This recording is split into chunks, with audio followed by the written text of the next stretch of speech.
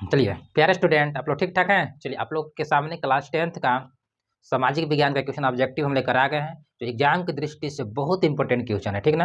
आप पूरा वीडियो देखिएगा। इस वीडियो के माध्यम से आप लोग हम क्वेश्चन 12 ठोकर आएंगे, ठीक ना, जो आपको एग्जाम में आने की अधिक चांस यहाँ से है कि एग्जाम में आपको देखने के लिए मिलेगा।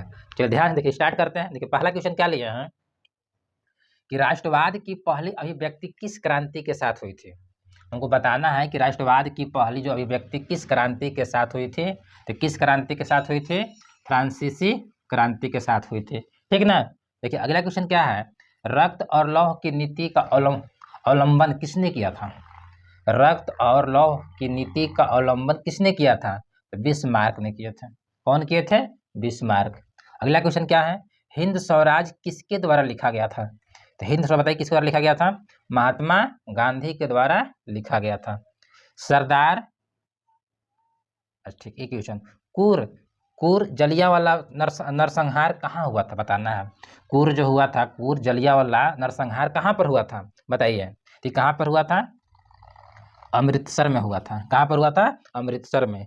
चलिए तो आप लोग को समझ में आया होगा। चलिए अगला क्वेश्चन आप लोग के सामने हम लेकर आते हैं। चलिए देखिए, आप लोग का 5वां नंबर क्वेश्चन क्या लिए हैं, आर्थिक महामंदी की शुरुआत कब हुई थी। बताना है कि आर्थिक महामंदी की शुरुआत कब हुई थी। 1833 में, कि 1832, कि 1829, कि 1831 में। तो 1829 में हुआ था, ठीक ना। चलिए अगला क्वेश्चन क्या है, आलू अकाल किस देश में हुआ था, बताना है। आलू अकाल किस देश में हुआ था? इंग्लैंड में, आयरलैंड में, स्पेन में, अमेरिका में। आयरलैंड में हुआ था, ठीक ना।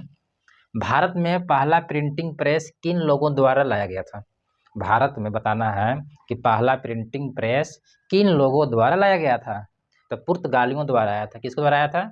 पुर्तगालियों द्वारा आया था, ठीक ना। मोटे कपास का उत्पादन कई देशों में किया जाता था, बहुत देशों में किया जाता है। हमको ये बताना है कि लेकिन बेहतर किस्म कहाँ से आती थी, सबसे अच्छा क्वालिटी कहाँ से आती थी। तो हमारे भारत देश से आती थी, ठीक ना। चलिए हमें आशा और विश्वास है कि क्वेश्चन आप लोग को हम बता रहे हैं समझ में अच्छा से आ रहा होगा। चलिए अगला क्वेश्चन आप लोग के सामने हम लेकर आते हैं, ध्यान से देखिएगा।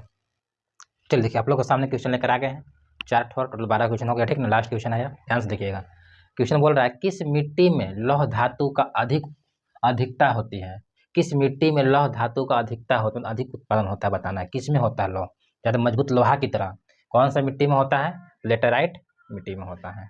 बीज बचाओ आंदोलन क्या है, हमको बताना है कि बीज बचाओ आंदोलन क्या, किसको कहते हैं, किसको बोलते हैं। देखिए, टिहरी के किसानों द्वारा बिना रासायनिक खाद के फसलों का उत्पादन करने से क्या बोलते हैं? टिहरी किसानों द्वारा बिना रासायनिक खाद के फसलों का उत्पादन को क्या बोलते हैं? बीज बचाओ आंदोलन, ठीक ना। इसमें टिक मार देंगे। अगला क्वेश्चन क्या है, धरातल का कितना भाग जल से ढका हुआ है, बताना है। ये धरती जो है जल से कितना भाग ढका हुआ है, तो कितना है? 3/4।